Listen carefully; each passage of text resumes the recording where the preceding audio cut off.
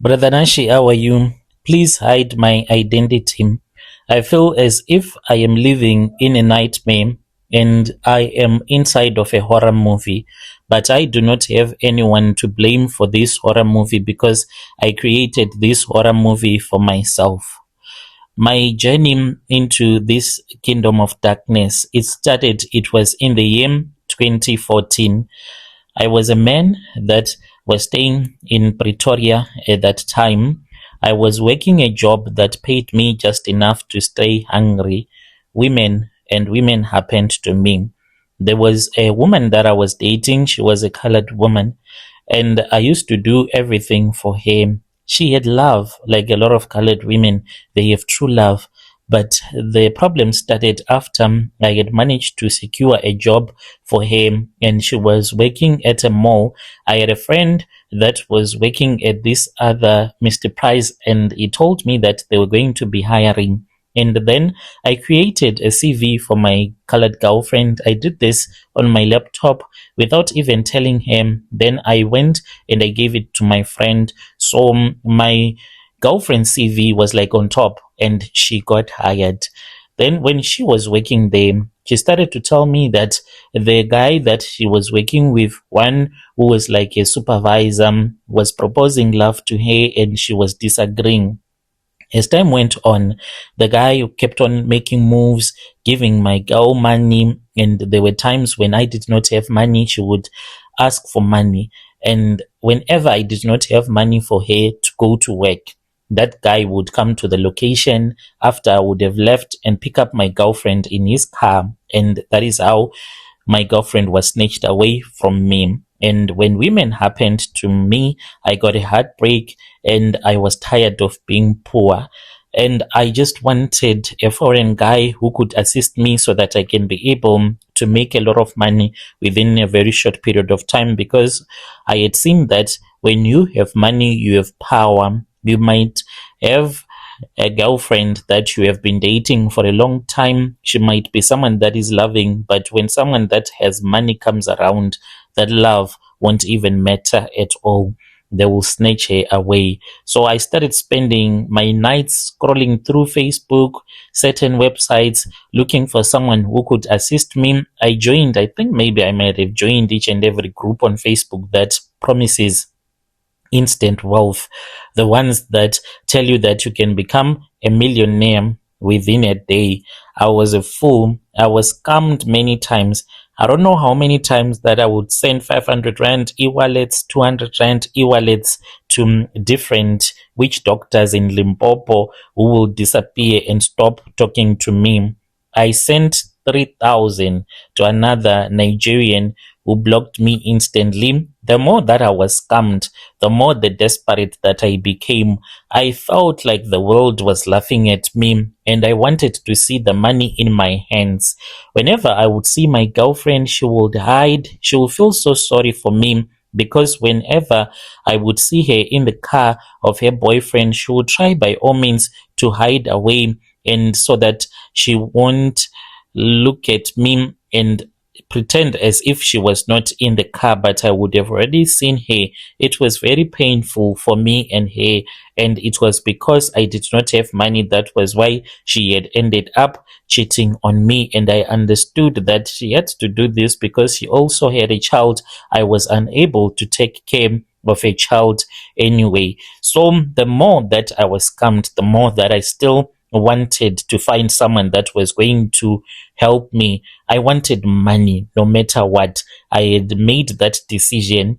Finally, in early 2015, that was when I found a contact for a man that was in Mozambique, a man who told me that I could not send money to him because he wanted me directly at his shrine and he does not accept money. He did not ask for money over the phone, even though I tried to offer him money. He said, if you are serious, you have to come to Mozambique. Even if you are at the border in Mozambique, I will send my boys to come and pick you up, but I need 30,000 in cash. I said, that is a lot of money. I then sold my mother's car.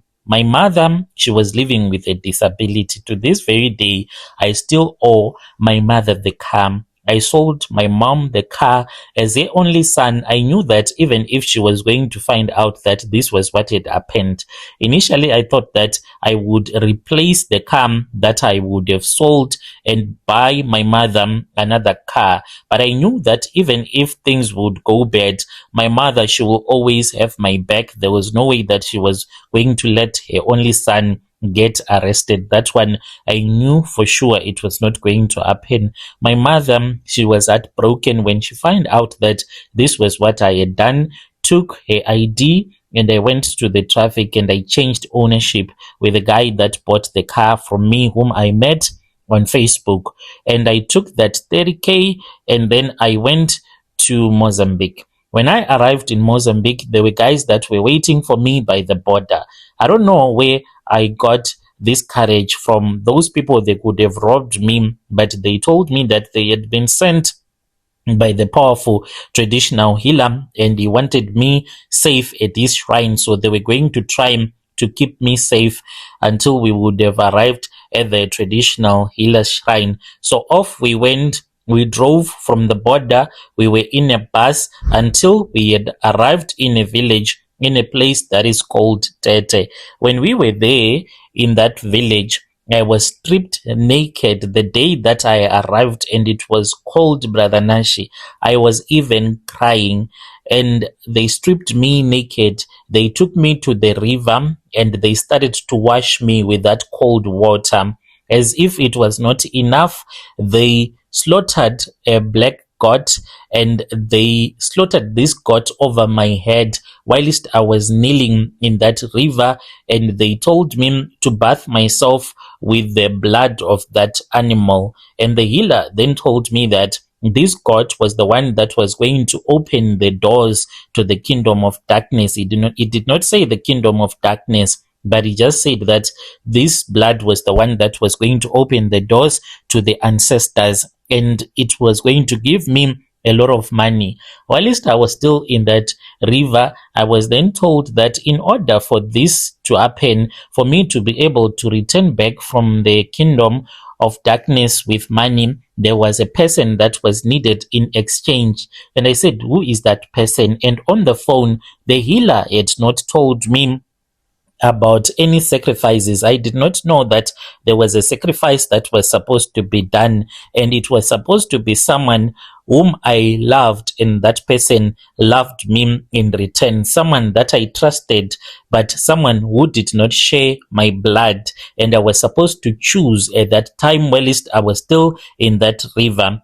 I panicked, Brother Nashi. I did not want to die or to continue being frozen to death in that river. That was when I thought of my colored girlfriend, and I was told that no, that colored girlfriend of mine, it was impossible for me to sacrifice her. In order for me to sacrifice her, we were supposed to be in love, like the time when we were still in love. Now she had her heart set on another man that was not me. And then that was when I thought of my best friend named Eden. We had grown up together, and he was someone that I would go to when I was broke, when I did not have money. And I was told to whisper his name whilst I was kneeling in the river. And when that happened, that was when I felt something that started moving in the river. And I was told that the contract had been signed and the ancestors had tasted blood, South African blood.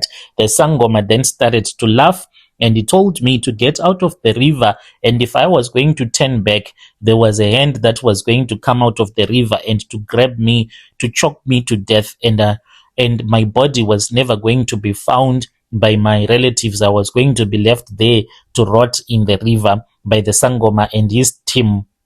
After this was done, Brother Nashi, the next day, that was when I heard that my friend was dead. The Sangoma just took a brick, like a normal brick. It was a red brick, I still remember. He placed it on his head. Then he started to laugh. It was as if he was trying to be like a comedian, but he was speaking with the spirits. The spirits had been monitoring my friends ever since I had sacrificed him. He started laughing and he said, "Your friend is gone. Your friend is gone. He is dead. He is dead. I want you to return back to South Africa." So my friend, the way that he died, he was hit by a bus, and this bus just hit him and he died instantly. He died. This friend of mine, that is how he passed away. And when I heard that my friend had died and my traditional healer had been told by his monitoring spirits that the work had been done, we were supposed to move to the second stage. Brother Nashim, instead of feeling sad, that ritual makes your heart to be hard like a rock. There is some type of muti that they give to you. Even if they tell you to kill someone, you'll end up killing that person because you'll be like someone who does not care about anything anymore. All that you want is to have a lot of money. The healer told me to stay for one more night so that we can perform further rituals. So when I was still at that traditional healer's place, the sun was going down. As the sun was going down, Brother Nashi, that was when the first lightning struck. It just struck out of nowhere. It did not hit a tree, it hit the roof of the healer's shrine. And the sound, it was like a bomb that had been dropped. Everyone was so scared. So the traditional healer, he then claimed that another healer who stayed at the back of the mountain, because his house, it was built close to the mountain, and he said that he had an enemy who stayed behind the mountain. He might be the one that he had sent the lightning. And I was like, what is going on right now? Then whilst he was throwing the powder in the air, screaming and challenging the spirits and the gods, the second lightning struck. It was even louder. It hit the altar where my name and Sipo's name were written. The altar, it split in two, and there was fire that was coming out of the shrine. This fire that was coming out of the shrine, I had never seen a fire like that in my entire life. It was so strange and it was so hot, even though we were standing far away from it, but it was so hot. The healer, he then looked at me and he pointed at me with his walking stick and he shouted and he said, "You, who is this man that you sacrificed? Who is this man that you gave to me? Who are his people?" I said, I don't know. And then he started shouting at me. He said, "Those people, they are praying right now. Even though their son is dead, they are praying right now. This is not my enemy. This is God that is sending lightning." The moment that he said God is searching for the one who stole his life, then the third lightning strike, it hit again. It was so powerful, and I even heard a ringing sound in my ears. The whole shrine, it started to burn. The healer and his son, they chased me away and they said, "Go, get out of my country. You have brought a war in my house that I won't be able to win. The ritual is not finished. I don't want you to be here. I want you to go back to your poverty and take your ghost with you." They refused to give me back my money and they chased me. I slept at a police station and then I was assisted to be returned back to the border, and then I walked into South Africa. I managed to beg for a lift when I was on the South African side, and I lied to the man who assisted me with some money because he said that he was afraid that the taxi marshals that were there, they were going to get him in trouble. But there was a bus that was loading nearby. He went and he paid for me so that I can return back to Joburg. Brother Nashim, when I saw "Welcome to South Africa," I said, at least I am home. I thought that I had left the whole things that had happened in Mozambique. I did not know that there was something that was going to happen. About 50 kilometers after entering South Africa, that was when the bus, it just hit a small bump. There was an old woman that was sitting right next to me. She was from Mozambique. So she woke up and she looked at me. And then I just said, "Oh, sorry," because I had bumped her. But when I said sorry, Brother Nashi, this woman, she changed. This thing, you can think that it will only happen in the movies, but it can happen in real life. As I was looking at this woman, she totally changed and she became a man and she became my friend. I looked at her and I saw that this woman who was now a man, he was wearing the same jacket that I knew that this jacket, it belonged to my friend. It was covered in blood. As for his chest, it was crushed. The way that he was breathing, it was so scary. And when he spoke, there was blood that just came out and he just disappeared. I screamed so loud, even the bus driver almost crashed. The passengers, they were angry at me. They shouted at me so bad, and I felt embarrassed. We finally reached Joburg, and when we arrived in Joburg, Brother Nashi, I stayed at my cousin's house. Returned back to Pretoria, my mom had already found out that I had stolen her car and I had sold it off. I ran away from home, came to Joburg, then I started working. That ritual, it was never finished. So the wealth never came. Instead of being a millionaire, all that I did was to sell my mother's car, and I went to Mozambique and I returned back after I had sacrificed my friend. I even had the nerves to go to my friend's parents to offer my condolences, and they did not even know that I was the one that had sacrificed their son. As for now, I am working at a factory. I can't tell you the name of that factory. I don't have money. I have nothing. I just laugh whenever I hear about people that wish to do money rituals with all of their heart and soul. I stole my mother's car. My mother, she is living with a disability. I took the car, I sold it to someone that I met on Facebook. I knew that my mom, she was not going to get me arrested. And my mom, to this very day, she always tell me that she is disappointed in me. And if I was not only her son, she was going to make sure that I was going to get arrested. I feel so sad for my mom because I know that she is highly depressed of that issue. She wanted me to use that car as a taxi, and I was always telling her that we will do it another time, but I sold it off, Brother Nashi, and I just went and I donated that money to Mozambique. There was a day when I was sitting and I was thinking, and a thought came to my mind, and I was like, what if that Sangoma and his team, since these are people that know how to create magic, I am directing this question to people that do rituals, Sangomas from Mozambique. Is it possible that this Mozambican Sangoma sacrificed my friend and then he just created this scenario where there was lightning that was striking his shrine, but it was just magic so that he could chase me away from his shrine